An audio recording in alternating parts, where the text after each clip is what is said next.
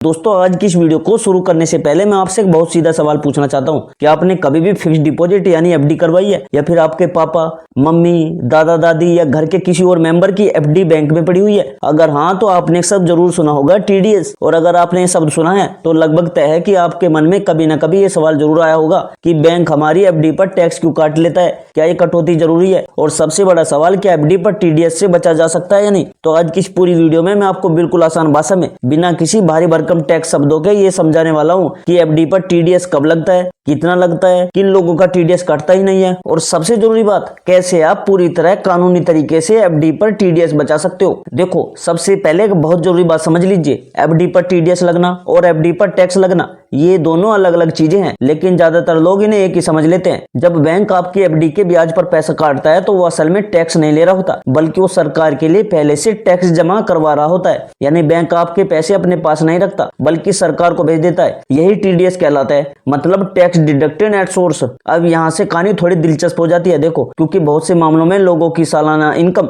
Tax देने लायक नहीं होती, लेकिन फिर भी एफडी पर टीडीएस कट जाता है। यहीं से लोगों को लगता है कि बैंक या सरकार उनके साथ गलत कर रही है, जबकि असल में मामला जानकारी की कमी का होता है। अब समझते हैं कि एफडी पर टीडीएस कब लगता है। अगर आपने बैंक में एफडी करवाई है और उस एफडी पर मिलने वाला ब्याज एक वित्तीय वर्ष में तय सीमा से ज्यादा हो जाता है तो बैंक टीडीएस काटेगा। ज्यादातर मामलों में ये जो लिमिट होती है सेविंग अकाउंट पर नहीं बल्कि सिर्फ एफडी के ब्याज पर लागू होती है। बहुत से लोग ये गलती करते हैं कि वो एफडी और सेविंग अकाउंट के ब्याज को एक जैसे समझ लेते हैं, जबकि दोनों के नियम अलग अलग है। एफडी का ब्याज अगर एक साल में तय लिमिट से ऊपर चला जाता है तो बैंक बिना आपसे पूछे टीडीएस काट लेगा। अब सवाल आता है कि बैंक कितना टीडीएस काटता है। अगर आपका पैन कार्ड बैंक में अपडेट है तो आमतौर पर एफडी के ब्याज पर 10% टीडीएस काटा जाता है, लेकिन अगर आपने पैन कार्ड नहीं दिया या पैन कार्ड गलत है तो बैंक सीधे 20% तक टीडीएस काट सकता है। यही वजह है कि बहुत से लोगों के अकाउंट से अचानक ज्यादा पैसा कट जाता है और उन्हें समझ ही नहीं आता कि ये क्या हो गया। इसलिए यहाँ पर पहली सीख यही है कि अगर आपकी एफडी है तो बैंक में पैन कार्ड अपडेट होना बहुत जरूरी है, वरना नुकसान सीधी आपकी जेब से होगा। अब यहाँ पर एक बहुत बड़ा भ्रम दूर करना जरूरी है।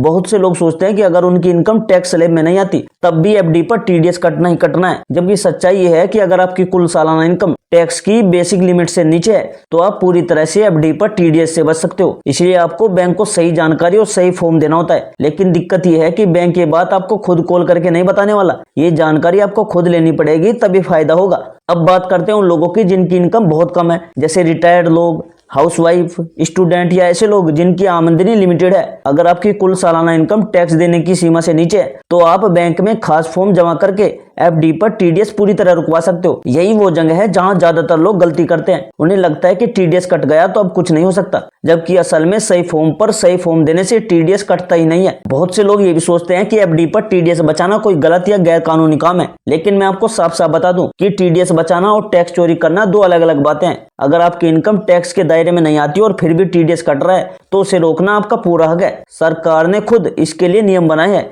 ताकि जिनकी आमदनी कम है उन पर बेवजह टैक्स का बोझ ना पड़े। अब दोस्तों जरा सीनियर सिटीजन की बात करते हैं, क्योंकि एफडी सबसे ज्यादा इन्हीं लोगों की होती है। रिटायरमेंट के बाद ज्यादातर लोग अपनी जमा पूंजी एफडी में लगाते हैं ताकि हर साल ब्याज से खर्च चल सके, लेकिन यहीं पर सबसे ज्यादा टीडीएस कटता है और लोग परेशान हो जाते हैं। बहुत से बुजुर्गों की इनकम टैक्स की लिमिट से नीचे होती है, फिर भी बैंक टीडीएस काट लेता है क्योंकि उन्हें सही जानकारी नहीं होती या सही फॉर्म समय पर जमा नहीं होता। अगर सीनियर सिटीजन थोड़ा सा जागरूक भी हो जाए तो उनकी एफडी पर टीडीएस पूरी तरह बचाया जा सकता है। अब एक बहुत जरूरी बात समझिए, एफडी पर टीडीएस काटने का मतलब ये नहीं है कि वो पैसा हमेशा के लिए चला गया। अगर आपकी कुल इनकम टैक्स देने लायक नहीं है तो आप वो कटा हुआ टीडीएस वापस भी पा सकते हो। इसके लिए आपको दोस्तों इनकम टैक्स रिटर्न भरना पड़ता है। बहुत से लोग ये सोचते हैं कि रिटर्न सिर्फ वही भरते हैं जिनकी इनकम ज्यादा है, जबकि सच्चाई ये है कि रिटर्न भरना कई बार पैसे वापस पाने का सबसे आसान तरीका होता है। अगर आपकी एफडी पर टीडीएस कट चुका है और आपकी इनकम टैक्स लिमिट से नीचे है तो रिटर्न भरकर आप पूरा पैसा रिफंड के रूप में वापस ले सकते हो। अगर दोस्तों आपको ये जानकारी पहले से नहीं थी तो इस वीडियो को लाइक जरूर कर दीजिए इसी बात पर, ठीक है। अब यहाँ पर दोस्तों एक और बहुत बड़ी गलती लोगों से होती है, वे सोचते हैं कि अगर उन्होंने एक ही बैंक में एफडी करवाई है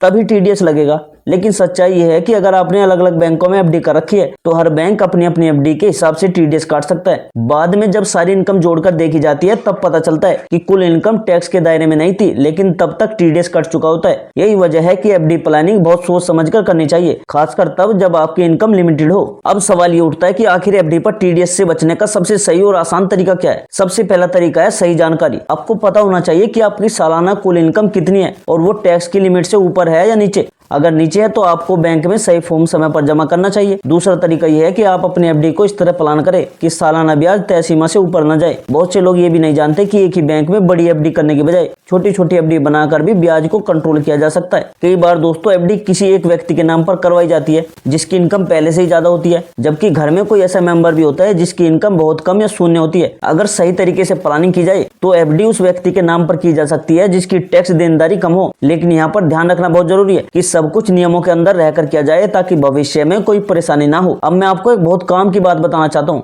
जो ज्यादातर लोग नहीं जानते। बैंक कभी भी आपको खुद ये सलाह नहीं देगा कि आप एफडी पर टीडीएस कैसे बचा सकते हो। बैंक का काम नियमों के हिसाब से टीडीएस काटना है, ना कि आपको टैक्स प्लानिंग सिखाना। इसलिए अगर आप खुद सवाल नहीं पूछोगे तो बैंक भी चुप रहेगा। यही वजह है कि जानकारी होना सबसे बड़ी ताकत है। दोस्तों इस वीडियो का बनाने का मकसद आपको ये समझाना नहीं है कि टैक्स मत दो, टैक्स देना देश की जिम्मेदारी है, लेकिन बेवजह टैक्स कटना और फिर सालों तक रिफंड के लिए परेशान होना ये समझदारी नहीं है। अगर आपकी इनकम टैक्स के दायरे में नहीं आती तो एफडी पर टीडीएस बचाना आपका हक है और इसे सही तरीके से किया जाना चाहिए। अब दोस्तों वीडियो के एंड में मैं आपसे यही कहना चाहूंगा कि एफडी एक सुरक्षित इन्वेस्टमेंट है, लेकिन अगर सही जानकारी ना हो तो यही एफडी आपको नुकसान भी पहुंचा सकती है। इसलिए अगली बार जब भी आप एफडी करवाओ तो सिर्फ ब्याज दर मत देखिए, बल्कि ये भी समझिए कि उस ब्याज पर टैक्स कैसे लगेगा और उसे कैसे बचाया जा सकता है। अगर दोस्तों आपके घर में किसी भी व्यक्ति की एफडी है तो ये जानकारी उसके साथ शेयर जरूर कीजिएगा ताकि उसका पैसा बेवजह ना कटे। अगर दोस्तों आपको वीडियो थोड़ी भी काम की लगी हो तो इसे लाइक जरूर करिएगा और अपने परिवार और दोस्तों के साथ भी शेयर कीजिए और मुझे कमेंट में बताना कि आपकी एफडी किस बैंक में और क्या अभी भी आपका टीडीएस कटा है। मैं दोस्तों हर कमेंट पढ़ता हूँ और कोशिश करता हूँ कि हर सवाल का जवाब दूं, क्योंकि मेरा मकसद सिर्फ यही है कि आपकी मेहनत की कमाई सुरक्षित रहे और आप फाइनेंस को डर के साथ नहीं समझदारी के साथ यूज करें। तो दोस्तों मिलते हैं अगली वीडियो में एक नई जानकारी एक नए टॉपिक के साथ। तब तक के लिए जय हिंद, जय भारत।